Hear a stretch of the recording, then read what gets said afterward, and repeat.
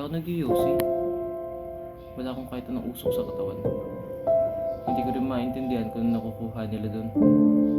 Higo, buga, tapos ano. Bukod sa magastos sa may bisyo, masama pa siya sa kalusugan. Para sa akin, tataka ng mga tao hindi makabitaw sa mga bagay na wala namang magandang dulot sa kanila. Kung sinabi ko yun, doon ako tinapik ng tadhana. Ipapaalala na mahirap siyang kutsain. Tapik, hindi dahil magpapaliwanag. Hindi naman nagpapaliwanag ang tadhana eh. Pagkus ilalagay ka lang niya sa eksaktong sitwasyon para tuklasin mo mismo sa sarili mo ang sagot. Pinadala niya ako ng bisyo. Ikaw yun.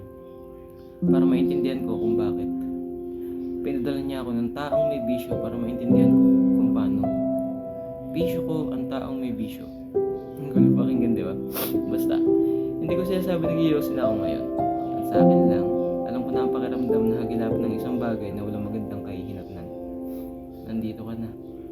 Pinagmamasdan kita habang sinisindihan ang uso ng munting patpat na hawak mo. Yung dating bagay na kinay-question ko, medyo naintindihan ko na dahil sa'yo. Lumalabo yung usok sa ere hanggang sa tuluyan silang nawawala. Kasabay pala nito ang pagpapalaya sa nangungundi ng isip. Sa bawat titit buga, kukundap-kundap, sa halitang mawawala ang bagay na para akong pinikindatan. Sa pagpitik, malalaglag ng upos na parang tulong dahon ng puno sa panahon ng taglagas. Saksi ako kung paano ka lumutang sa makasarili mong mundo habang nangyayari lahat ng yun.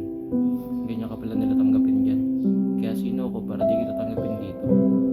Lagi akong umuuwing amoy usok pag galing ako sa'yo. Para kang adik.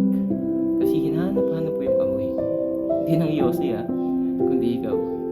Yung yakap mong amoy pabango ng babae na humalo sa usok at santurol ng singo ng balat mo. Ganito pala malulong. Ganito pala masabik sa mga bagay na makakasama sa'yo. Alam kong mas nakakamatay ang pagsingot ng usok mula sa ikalawang tao kaysa pag ikaw mismo ang kumukonsumo nito.